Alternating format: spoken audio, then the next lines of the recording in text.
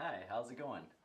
Welcome to JR Real Life Films, and today we're going to be making my version of fried rice. It's going to have pork, a lot of pork in it, and some scrambled eggs mixed into the rice, and mostly it's not a lot of rice, it'll be more just my mix. So just check this out, and let me move this camera down since I am the only cameraman here. And so, first you're going to need yourself a nice round big pan to cook in, okay? And then what you're going to do,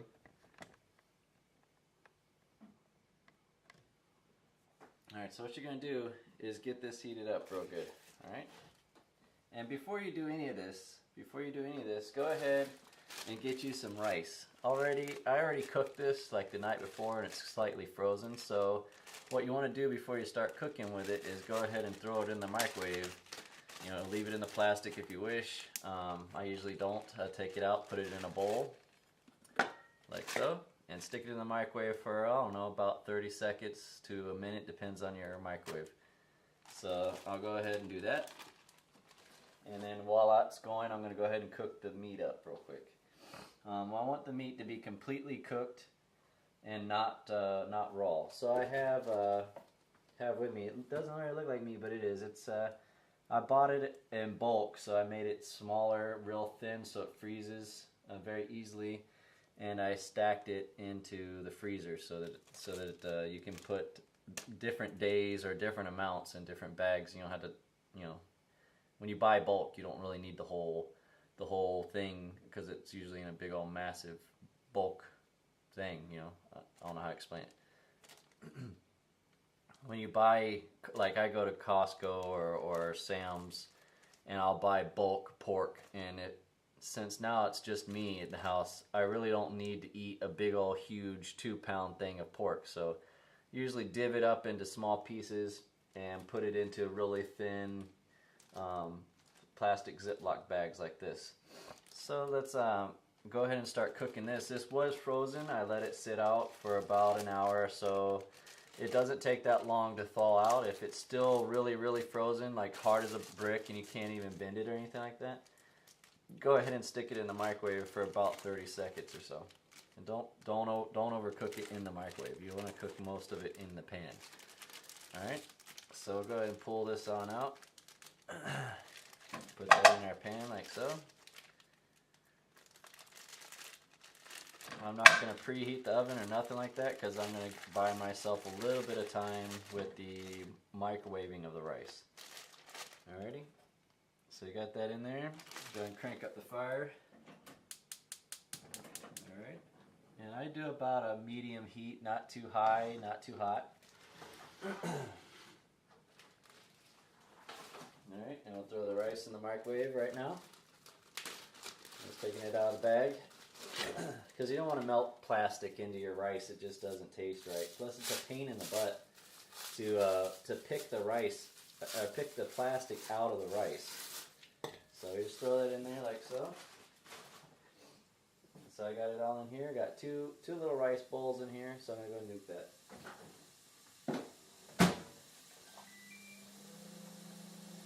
Now we got our meat cooking up real nicely. I might throw a little bit of oil in it just to keep it from sticking in the pan, so I usually would use like an olive oil. Alright? So just put a little bit in there, just drizzle it in real lightly, not a lot, but it's not going to kill you either if you put too much. Alright, so you got that going. And make sure you have handy with you a spatula. I'm going to be using a wooden spatula. A wooden spatula is usually the best thing to use in a kitchen, as far as cooking goes. That way you don't scrape up the pan. If it's a really nice pan, you don't want to be like, I'm digging into it with metal, you know. So just get this going real good here. Alright, that's still warming up. The eggs are something you're going to need last, and probably for the size of meal that I'm going to cook, you probably only need maybe one, but I'm going to do two because I'm kind of extra hungry today. So I set those two aside and out of the way. You could also use margarine. Maybe I'll take a tablespoon of margarine and throw it in there. But I felt like being a little bit extra healthy, even though pork isn't really the healthiest food in the world. So once it starts sizzling and looking pretty good, alright, you get this going, you want it kind of brown.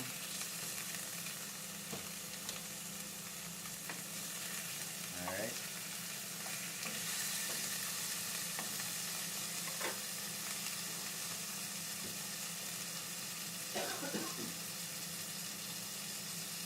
Turn on some light in here. You can start to see it.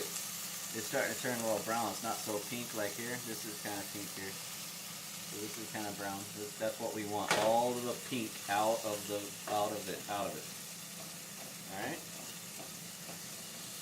Just keep chopping it up. Make nice little bite-sized pieces, and mix it around. All right. And then I like to throw in a little bit of garlic powder. About a teaspoon, or just shake it on there, like just a light little rain on there. Or you can go heavy, depends on how much garlic you like. Alright, and then I got onion salt. I usually use sea salt or the no salt, just more healthier that way, and just shake that on there too, just a little bit. Okay.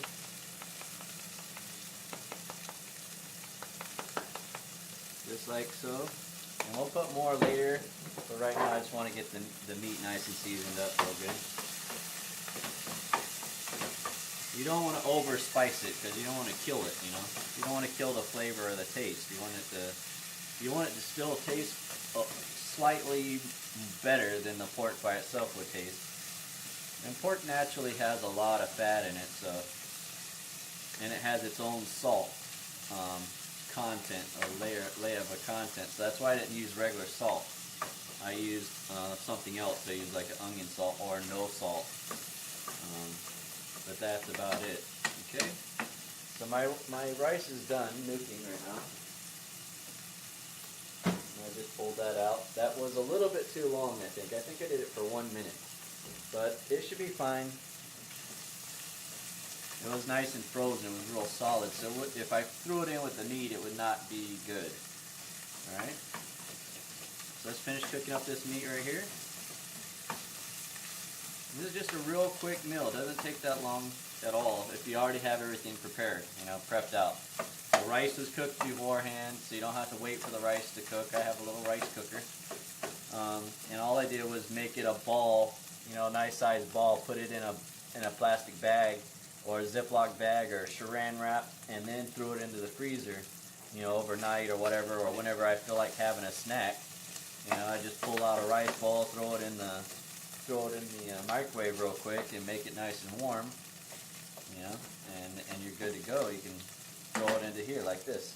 All right, so there isn't really a lot of oil in here, so that's fine. If there was a lot, I would recommend that you drain the oil, but as you see, there's maybe a tablespoon of oil in there. All right, so now we just throw in our rice last. Let's just do it that way. Let's leave the rice out last. Okay, and let's grab our eggs one at a time and crack them up and throw them in. And mix that in with our well-cooked pork. The pork is already done. It's already cooked. And we just put our eggs in there, just like so. And mix that all around, kind of scramble it up real good. Alright. There's one more ingredient that I would add into the eggs if I was making like scrambled eggs. And most people do it. It's milk. I would add like a whole milk or some kind of milk to the eggs, scramble it up outside in a bowl, and just drizzle that in there. So just cook this up, you know, nicely, not overcook it. So right now that's good enough. And go ahead and throw your rice in. Probably could have used a lot more rice, but this will do for now. All right. So see how it's already dry? It's already drying out. So that's why I had my margarine out. So a little bit of olive oil, a little bit of margarine, and I'll grab me the tablespoon and get me a scoop out of here. Throw it in. Alright. And then just keep chopping and mixing and chopping and mixing. Spread that butter around there. Turn the heat down because you don't want to burn the rice. The meat's already cooked, the egg's already cooked, so you turn it down to like a low heat from medium, and just mix it up real good. I like my rice to kind of be not burnt. I don't want it burnt, but kind of like golden, like it's been pan cooked lightly. So we'll just mix this up real good here. And I kind of like a little more spice into my food, so I'll throw a little bit of, fresh ground black pepper. Well, it's not really that fresh, but it's ground pepper. Just a little bit. Just a pinch will do you. Mix that in there real good. And you notice my rice is not quite coming out right. It's because I over nuked it. If you nuke it for too long, it'll be all clumpy like that. You don't want it like that. You want it grainy, fluid. Makes it easier to cook, and you don't have to break it apart like I'm doing here. Alright, starting to look pretty good. Let's test it out. So I'll get me a little bit of egg and rice here, just like so. Does it look pretty good to you guys? Not bad. It could use a little bit more garlic. For me, more garlic. I don't taste the salt at all. So let's do a little bit of both. So the heat's practically almost all the way off, so it's really low. Now let's go ahead and throw some more garlic in there. I want mine extra garlicky, so throw that in there. Alright, we got some more of this onion salt. And just to add a little bit more, I know that people have this phobia with MSG. I think I'm going to add a little bit of MSG just to kick up the taste, the flavor, bring out the richness of all this. And so what I have right here, let me get this out real quick. This here is MSG, okay? This is the Japanese version of MSG, but you can get that pretty much at any Asian market, or anywhere actually. MSG is not bad for you at all, so all the myths of, oh, it makes me get headaches and stomach aches and all that bull crap. No, this enhances the flavor of any food. It's really good. Alright, usually you put this in a soup, but I decided not to. So. And just put that back in the fridge. Mix it all up real good. So it's not overly greasy. I didn't put any more butter in there. I'm not adding any more. I'm just mixing in the seasonings real good here. Man, it's smelling real good now. Once I throw all that in there.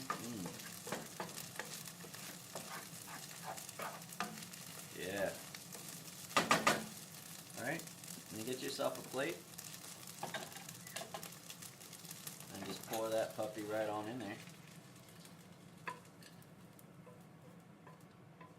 And that is my quick and easy, fast meal. Alright guys, let's take this to the table. Take a closer look at our good food right here. Look at that. Isn't that awesome? That looks good. Okay guys, here's my food, and it's all cooked up now, and I'm about to sample it, or not sample it, but actually eat it. So let's see how it tastes. Very, there's a slight crunch to the rice, because I let it pan cook just a little bit. If I would have put it in first, it would have totally burnt the rice. It would not taste good at all. But this rice is still has a slight crunch to it, not super soft. But that also depends on how you cook the rice in the rice cooker. If you cook the rice soft on purpose, then obviously your rice is going to be like flat and crunchier when you cook it as a fried rice. And that's usually what I do with my older rices, is make a fried rice out of it, stuff like that. But if you do fresh rice, it's still just as good. It'll probably be even more fresher. But this is old rice. I'm just using it up. It's probably about a week old rice, was frozen in the freezer. But it's still all good. So here's the rice and pork and egg. I can definitely taste the garlic and the onion salt, and the pork is just awesome. I can taste a little bit of pepper, not too much, just very slightly, and that's perfect for me. It's not overly peppered, and that's what I hate about some people make the fried rice with too much pepper. I'm like, what the heck are you guys thinking, man? It's just killing it. It's killing the taste, and that's all you taste is pepper. It's just not good. That's why you only need a pinch. So, and that's it. That's how you make fried rice. So if you guys have any questions or any other suggestions on what to cook, something simple, something quick, something easy for y'all to make, just shoot me a comment below. Alright, until next time, y'all have a nice day. Bye.